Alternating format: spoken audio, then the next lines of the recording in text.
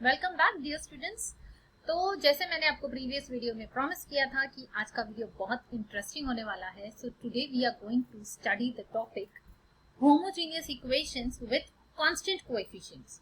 अब सबसे पहले ये समझते हैं कि ये किस टाइप से दिखेगा, आपको कैसे होते हैं homogeneous equation with constant coefficient.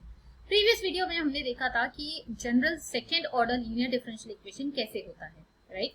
तो वो होता है d2y by dx square plus p of x dy by dx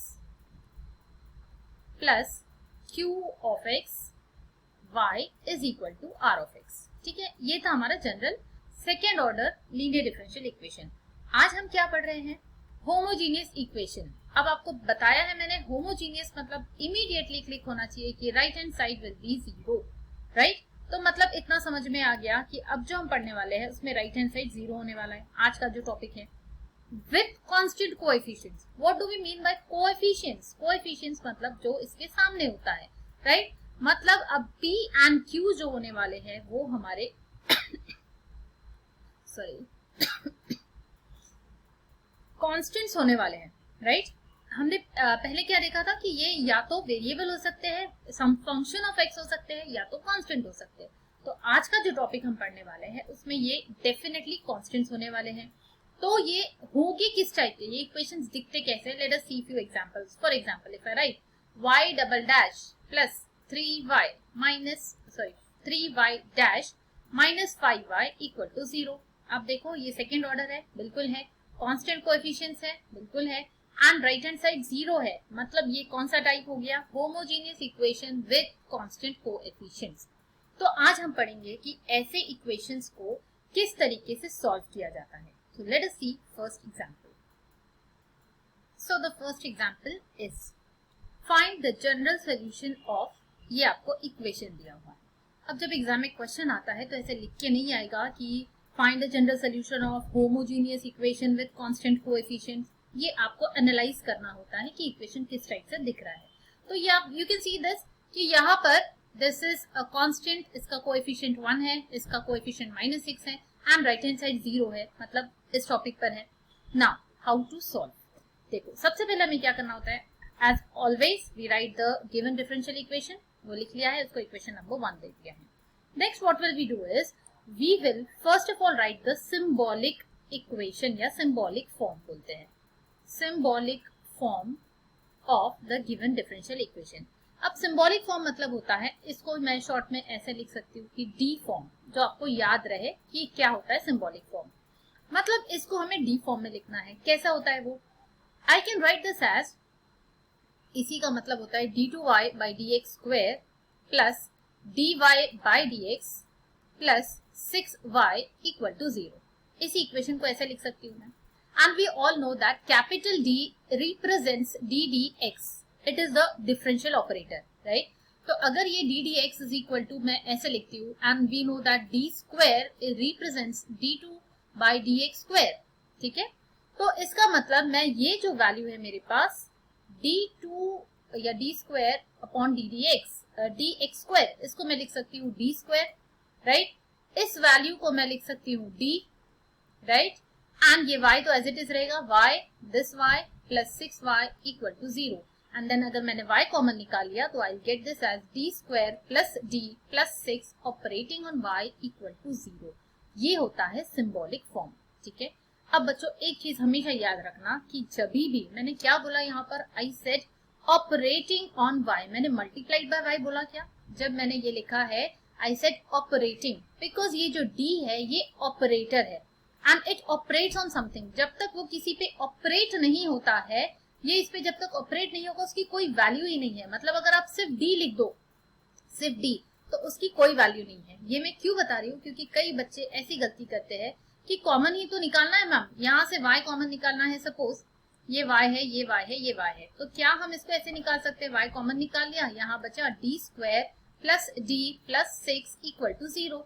बात तो एक ही है ना मैम, यहाँ से कॉमन निकालो या यहाँ से निकालो, बट ये बात एक नहीं है। This is not correct because this is not multiplication. ये ऐसा नहीं है d square into y, no, this is actually d square is operating on y। d square एक ऑपरेटर है, तो ये दिस इज नॉट 3 into 2 जैसे लिखते हैं ना, तो उसको 2 इंटू 3 लिख सकते हो आप, लेकिन डी स्क्वायर वाई को आप ऐसा नहीं लिख सकते वाई डी स्क्वायर, ये दोनों कंप्लीटली डिफरेंट थिंग्स है।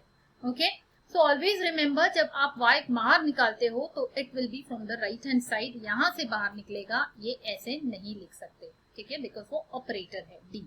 ओके, सो ये है सिंबॉलिक इक्वेशन, तो अब मैं यहाँ लिख देती हूँ what is the symbolic form.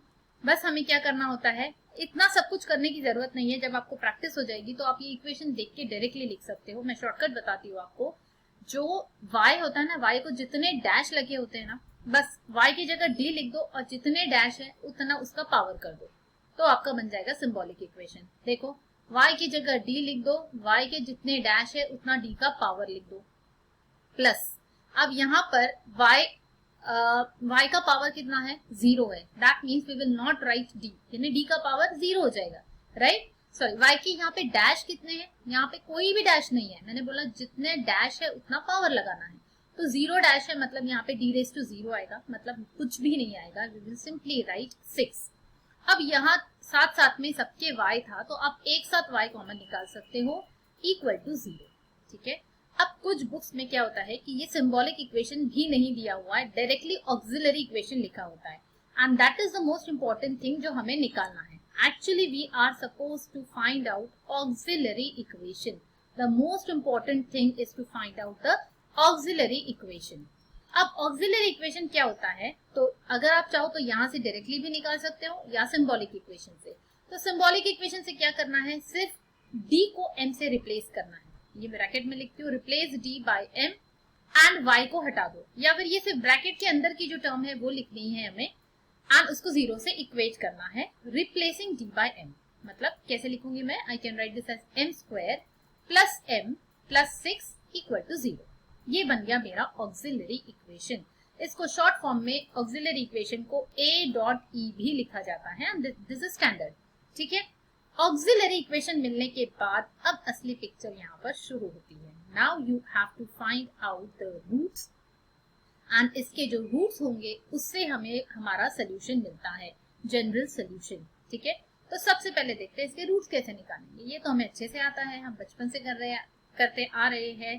तो find out the roots of a quadratic equation, right. तो जस्ट अ मिनट, मैं यहाँ पर बहुत देर से गड़बड़ कर रही हूँ। This is minus sign, right. ये माइनस 6 था, मैंने गलती से यहाँ पर प्लस 6 लिख दिया है, so I can correct this over here, यहाँ पर भी, so this should be actually -6 and -6। तो मुझे -6 के एक्चुअली फैक्टर्स निकालने होंगे, तब जाके मुझे इसके रूट्स मिल जाएंगे इस इक्वेशन के। सो 3 इंटू 2 से मुझे मिलता है 6, पर -6 चाहिए, एंड यहाँ पर प्लस m है, तो आई शुड राइट, प्लस कब आएगा, जब +3 होगा, राइट।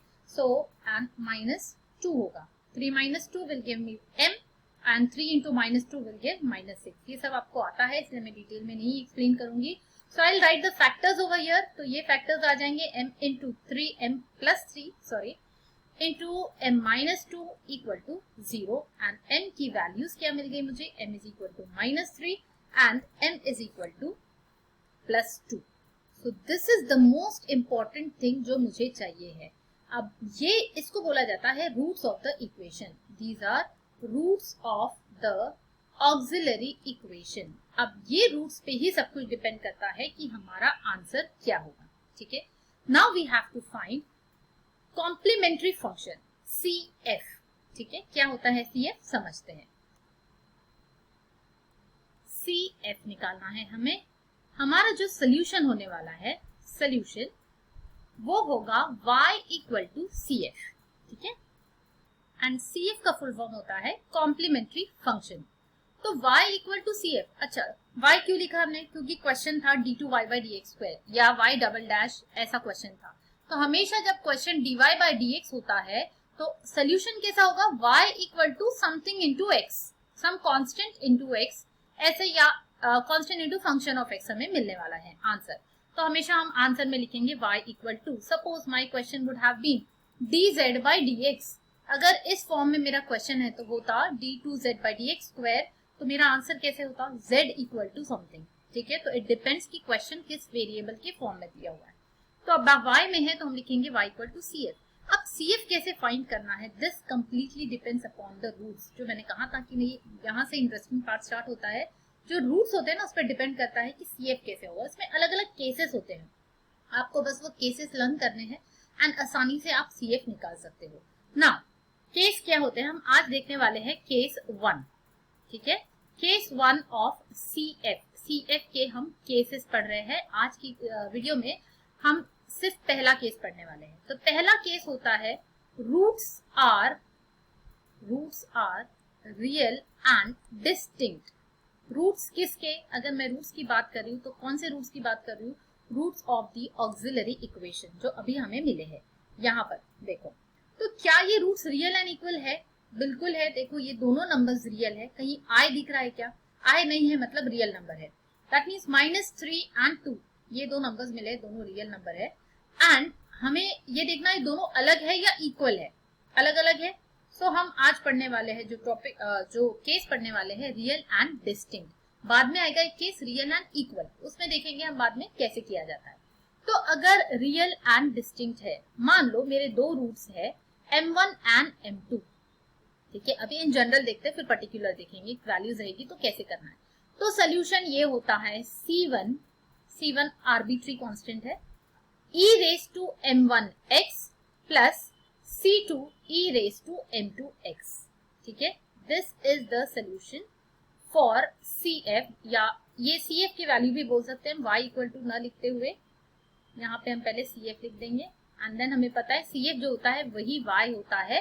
ये कौन से केस में होता है? जब होमोजीनियस इक्वेशन होता है। आगे हम पढ़ेंगे कि जब नॉन होमोजीनियस होता है तब क्या होता है, ठीक है। फिलहाल आप इतना याद रखो, जब होमोजीनियस इक्वेशन है तो y ही खुद CF ही खुद y होता है, ठीक है।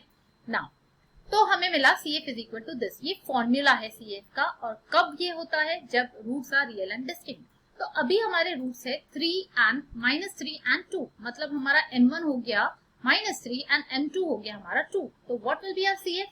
हमारा CF बनेगा C1 तो फिक्स है, कोई भी कांस्टेंट होगा, C1 e रेज टू हम लिखेंगे -3 एंड ये x लिखना होता है आपको यहाँ पर x प्लस C2 बस m2 की जगह 2 लिख देंगे, e raise to 2x। So this is my CF, मतलब यही मेरा सोल्यूशन है। So the required solution is this is the final, या तो फिर रिक्वायर्ड, या तो क्या पूछा है, general solution. So this is the general solution. General क्यों बोल रहे हैं? क्योंकि यहाँ पे C1 C2 है। अगर हमने C1 C2 की वैल्यू फाइंड कर ली तो वो बन जाएगा particular solution. Is it clear all of you? Now everything depends upon the roots. Suppose मेरे जो रूट्स आए थे, अगर वो रूट्स ऐसे होते 3, 5 एंड 6, कब होते? ये 3 रूट्स कब आते? जब, अच्छा 3 नहीं लेते, पहले हम 2 ही रूट्स ले लेते। सपोज 3 और 5 अगर मेरे रूट्स होते तो मेरा CF क्या होता? In this case my CF would have been, क्या फॉर्मूला है, C1 e raise to m1x, तो C1 e raise to 3x plus C2 e raise to 5x, ये हो जाता मेरा CF। तो CF always depends on the roots of the auxiliary equation. Roots मतलब m की जो वैल्यूज मिली थी। सपोज मुझे रूट्स मिल जाते m इज इक्वल टू, अगर मेरा थर्ड ऑर्डर डिफरेंशियल इक्वेशन होता तो मुझे 3 रूट्स मिलते। सपोज मेरे रूट्स होते 1, 2 एंड 3। तो क्या ये रियल है और डिस्टिंक्ट है? मतलब डिस्टिंक्ट मतलब अलग अलग है। यस, तीनों रियल नंबर्स है, तीनों अलग अलग है। तो ये केस 1 में आता है। केस 1 में आ गया तो क्या फॉर्मूला बनता है CF का? CF हो जाएगा, अब बिकॉज 3 है तो 3 आर्बिट्री कॉन्स्टेंट्स मिलेंगे। तो पहला होगा C1, दूसरा C2, then C3। So C1 e raise to m1x, m1 है मेरा 1, तो 1x मतलब सिर्फ x लिख सकते हैं हम, plus C2 e raise to 2x plus C3 e raise to 3x। बस हो गया, आपका CF मिल गया, मतलब आपका कंप्लीट सोल्यूशन मिल गया है। सो this is all about case 1। अब आगे हम केस 2, 3 आगे पढ़ने वाले हैं, जिसमें आपको पता चलेगा कि अगर रूट्स इक्वल हो गए, सपोज आपके रूट्स में 2 एंड 2, तब क्या करना है? तब CF चेंज हो जाएगा। तो नेक्स्ट वीडियो में मैं आपको बताने वाली हूँ कि अगर रूट्स इस तरीके से होंगे तब CF क्या होगा। Because this is the first example, you might find it a bit difficult, लेकिन जैसे जैसे हम प्रैक्टिस लेंगे, मैं आपको बहुत सारे एग्जाम्पल्स करवाने वाली हूँ, तो आपको ये टॉपिक बहुत ईजी लगेगा। And this is easy topic definitely. और बच्चे कौन सी गलतियां करते हैं जो आपको नहीं करनी है, वो भी मैं आपको बताऊंगी नेक्स्ट वीडियो में। Okay, so till then stay tuned, पढ़ाई करते रहो अच्छे से। मिलते हैं नेक्स्ट वीडियो।